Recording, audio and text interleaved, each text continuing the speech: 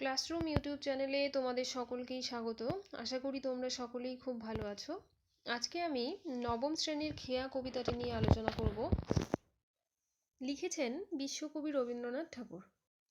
তো খেয়া কবিতাটির যদি উৎস নিয়ে আমরা আলোচনা করতে যাই তাহলে বলবো যে বিশ্বকবি রবীন্দ্রনাথ ঠাকুরের লেখা চৈতালি কাব্যগ্রন্থের অন্তর্গত 19 সংখ্যক কবিতা হচ্ছে খেয়া। ঠিক আছে। আর এই চৈতালি কাব্যগ্রন্থের যে নামকরণ তার পেছনেও কিছু কারণ রয়েছে। কেন নামকরণ হয়েছে চৈতালি? এক্ষেত্রে বলা যায় যে চৈতালি কাব্যগ্রন্থের শীর্ষক যে কবিতাগুলি রয়েছে সেগুলি কবির সর্বশেষের লেখা। তাহার অধিকাংশই চৈত্র মাসে লিখিত বলিয়া বৎসরের শেষ উৎপন্ন শস্যের নামে তাহার নামকরণ করেছিলেন কবি চৈতালি। ঠিক আছে। আর এবার আমরা যাব কবিতার নামকরণ প্রসঙ্গে। দেখো, কবিতাটির নাম হচ্ছে খেয়া। তো খেয়া আমরা কাকে বলবো? নদী বা বড় জলাশয় পারাপারের জন্য ব্যবহৃত ছোট নৌকাকে আমরা খেয়া বলবো। ঠিক আছে। তো এবার আমরা যাব কবি পরিচয়ে। দেখো, কবি হচ্ছে বিশ্বকবি রবীন্দ্রনাথ ঠাকুর। তো রবীন্দ্রনাথ ঠাকুর সম্পর্কে আলোচনা করতে গিয়ে আমরা প্রথমেই বলবো যে আমাদের শয়নে স্বপনে জাগরণে মননে চিন্তনে সর্বদাই রবীন্দ্রনাথের উজ্জ্বল উপস্থিতি। আনন্দে মিলনে বিচ্ছেদে শোকে সংশয়ে এমন কোনো দিন যায় না যেদিন বাঙালি রবীন্দ্রনাথকে স্মরণ করে না। এই বিশিষ্ট ব্যক্তিত্ব বা প্রতিভা 1268 বঙ্গাব্দের 25শে বৈশাখ ইংরেজি 1861 খ্রিস্টাব্দের 7ই মে কলকাতার জোড়াসাঁকোর বিখ্যাত ঠাকুর পরিবারে জন্মগ্রহণ করেছিলেন। পিতা হচ্ছেন মহর্ষি দেবেন্দ্রনাথ ঠাকুর আর মাতা সারদা সুন্দরী দেবী। তাদের 14তম সন্তান ছিলেন তিনি। তার পিতামহ ছিলেন প্রিন্স দ্বারকানাথ ঠাকুর, যিনি ছিলেন রাজা রামমোহন রায়ের সমসাময়িক। সে যুগে বাংলার সাহিত্য সংস্কৃতি স্বাদেশিকতার অন্যতম ধারক এবং বাহক ছিল এই জোড়াসাঁকোর ঠাকুর পরিবার। রবীন্দ্রনাথ জীবনস্মৃতি গ্রন্থে লিখেছিলেন, রবীন্দ্রনাথের যে আত্মজীবনীমূলক গ্রন্থ জীবনস্মৃতি, সেখানে কবি নিজেই লিখেছিলেন যে ছেলেবেলায় আমার একটা মস্ত সুযোগ ছিল যে বাড়িতে দিনরাত্রি সাহিত্যের হাওয়া বহিত। সেই হাওয়াই শিশু রবিকে বিশ্বকবি রবীন্দ্রনাথ হিসেবে পরিচিতি দান করতে সাহায্য করেছিল। ঠিক আছে। তো এবার আমরা তার ছাত্রজীবন সম্পর্কে জানব। ছোট থেকেই কল্পনাপ্রবণ রবীন্দ্রনাথ প্রথাগত শিক্ষা পদ্ধতি একেবারেই পছন্দ করতেন না বা ভালো লাগতো না। তবুও প্রথাগত নিয়মেই তাকে 6 বছর বয়সে ওরিয়েন্টাল সেমিনারি স্কুলে ভর্তি করা হয়। তার প্রথম স্কুল নিয়েও যথেষ্ট মতভেদ আছে। প্রশান্ত কুমার পালের মতে তার প্রথম স্কুল ছিল ক্যালকাটা ট্রেনিং একাডেমি, এরপর একে একে normal school, Bengal academy, Saint Xavier's collegiate school প্রভৃতি পড়াশোনা করে কিন্তু কোথাও তার মন বসে না। শেষ পর্যন্ত দেবেন্দ্রনাথ ঠাকুর কী করলেন? কবির পড়াশোনার জন্য বাড়িতেই বন্দোবস্ত করলেন।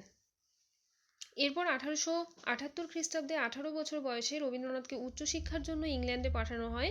সেখানে তিনি প্রথমে Brighton preparatory school for boys এবং পরে ইউনিভার্সিটি কলেজ এবং লন্ডন এর faculty of arts and laws বিভাগে পড়াশোনা করেন। কিন্তু সাহিত্য চর্চার আকর্ষণে তিনি সেই পড়াশোনাও সমাপ্ত করতে পারেননি। ইংল্যান্ডে থাকাকালীন রবীন্দ্রনাথ শেক্সপিয়র প্রভৃতি অন্যান্য ইংরেজি সাহিত্যিকদের লেখা মনোযোগের সঙ্গে পাঠ করেন। এরপর 1879 খ্রিস্টাব্দে পিতা দেবেন্দ্রনাথের নির্দেশে তিনি দেশে ফিরে আসেন।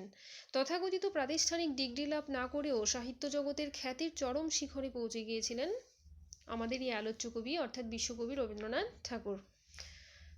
তার সাহিত্যকর্মের সূচনা সম্পর্কে আমরা জানব। শৈশবেই রবীন্দ্রনাথের মধ্যে কবি প্রতিভার উন্মেষ ঘটে। মাত্র 6 বছর বয়সে তার ভাগ্নে জ্যোতিপ্রকাশের উৎসাহে তিনি প্রথম পদ্য লেখেন। ঠিক আছে। 8 বছর বয়সে তার লেখা অভিলাষ কবিতাটি তত্ত্ববোধিনী পত্রিকায় প্রকাশিত হয়। এছাড়া 1281 বঙ্গাব্দে তিনি হিন্দু মেলার উপহার নামে একটি কবিতা লেখেন। এরপর থেকে আমৃত্যু তার লেখনী কোনোদিন থামেনি। গান, কবিতা, ছোট গল্প, উপন্যাস, নাটক, প্রবন্ধ সাহিত্যের এমন কোনো শাখা নেই যেখানে তার লেখনীর স্পর্শে ধন্য হয়নি। ঠিক আছে। এরপরে তার ব্যক্তিজীবন সম্পর্কে জানব। ঠাকুরবাড়ির অনেকেই রবীন্দ্রনাথকে সাহিত্য চর্চায় উৎসাহ দিতেন, কিন্তু তার কাব্যচর্চার সব থেকে বড় অনুপ্রেরণা ছিলেন তার নতুন দাদা অর্থাৎ জ্যোতিরিন্দ্রনাথ ঠাকুরের স্ত্রী কাদম্বিনী দেবী বা কাদম্বরী দেবী। ঠিক আছে।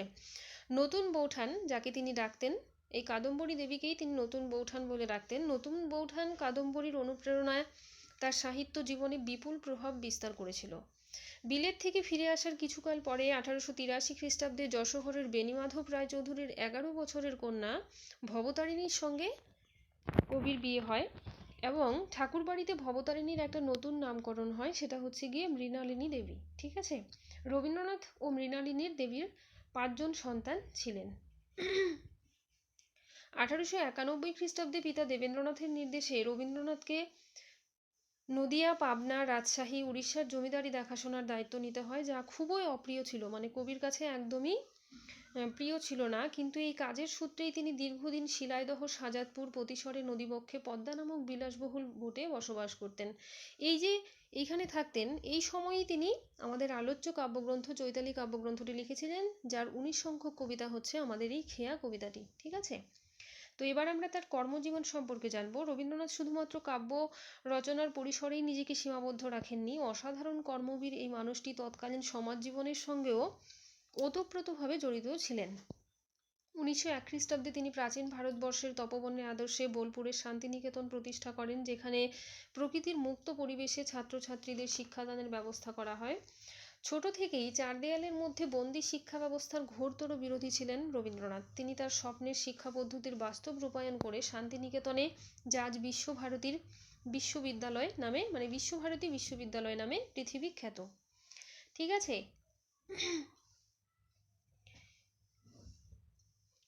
এছাড়া তিনি বঙ্গভঙ্গ, তোমরা সকলেই জানো 1905 সালে যে বঙ্গভঙ্গ হয়েছিল, সেই সময় তিনি লিখেছিলেন বাংলার মাটি বাংলার জল, এবং এই সময় এই গানটি গেয়ে রাখি বন্ধন উৎসব পালন করেন। 1919 খ্রিস্টাব্দের পাঞ্জাবের জালিয়ানওয়ালাবাগের নারকীয় হত্যাকাণ্ডের প্রতিবাদে রবীন্দ্রনাথ ব্রিটিশ সরকারের দেওয়া নাইট উপাধি ত্যাগ করেছিলেন।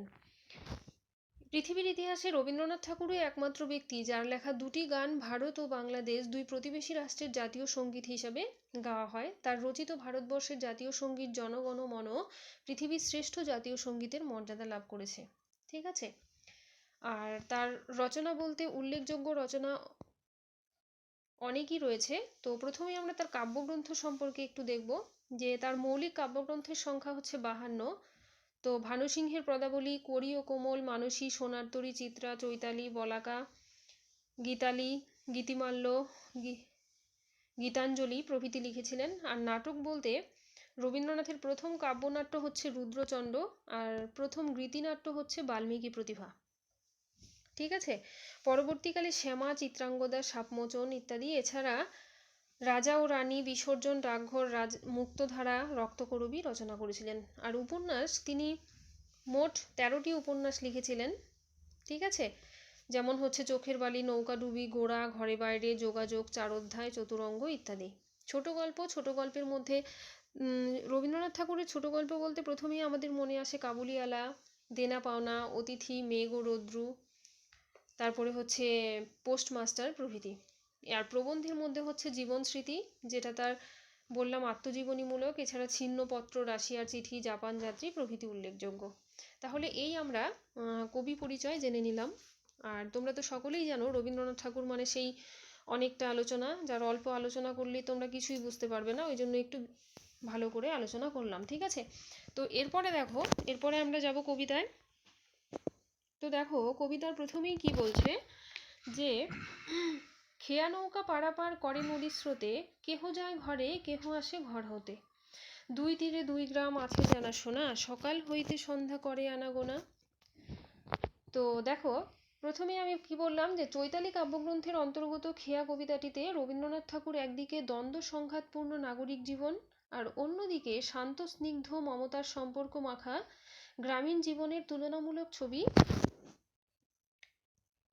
এঁকেছেন। ঠিক আছে, তো এইখানে কবি কি বলছেন, আর আমরা খেয়া মানে প্রথমেই জানলাম যে নদী বা বড় জলাশয় পারাপারের জন্য ব্যবহৃত যে নৌকা, তাকে আমরা খেয়া বলবো। তো এইখানে কবি আরেকটি জিনিস বলছেন, যে একটি নাম না জানা নদী ও তার তীরবর্তী 2টি নাম না জানা গ্রাম এখানে সারা বাংলার পল্লী জীবনের প্রতিনিধিত্ব করছে। 2 গ্রামের মানুষ পরস্পরকে চেনে, নদীর ব্যবধান ঘুচিয়ে খেয়া নৌকাই তাদের মধ্যে যোগসূত্র তৈরি করে। দেখো নদীর 2 পাশে 2টি গ্রাম, তাদের যে মাধ্যম, মানে 2টো গ্রামের মধ্যে যে সম্পর্ক সূত্র স্থাপিত হয় কার মাধ্যমে, ওই খেয়ার মাধ্যমে, কেননা মাঝখানে নদী। তো এইখানে কবি এটাই বলতে চাচ্ছেন, যে এই 2টো গ্রাম বাংলার, এখানে মানে 2টো নাম না জানা গ্রাম এখানে সারা বাংলার পল্লী জীবনের প্রতিনিধিত্ব করছে, আর তাদের মধ্যে যে সম্পর্ক সূত্র স্থাপিত হচ্ছে কার মাধ্যমে, খেয়ার মাধ্যমে দুটি গ্রামের মানুষ পরস্পরকে চেনে, নদীর ব্যবধান ঘুচিয়ে খেয়া নৌকায় তাদের মধ্যে যোগসূত্র তৈরি করে। ঠিক আছে, তারপরে কি বলছে যে সকাল থেকে সন্ধ্যা পর্যন্ত খেয়া পারাপার করে দুই পারে আসা যাওয়ার মধ্য দিয়ে তারা পরস্পরের সঙ্গে কি করে, সম্পর্ক রেখে চলে। এছাড়া কবি আরও বলছেন যে গ্রামের মানুষ সহজ সরল অনাড়ম্বর জীবনে, মানে সহজ সরল অনাড়ম্বর জীবনযাপনেই অভ্যস্ত। ঠিক আছে, তারপরে দেখো কি বলছে, পৃথিবীতে কত দ্বন্দ্ব কত সর্বনাশ। কি বলছে যে পৃথিবীতে কত দ্বন্দ্ব কত সর্বনাশ, নূতন নূতন কত গড়ে ইতিহাস। তাই তো? তো আমরা প্রথমে এই লাইনটার মানে জানবো যে পৃথিবীতে কত দ্বন্দ্ব কত সর্বনাশ। কেন কবি এই কথা বলছেন?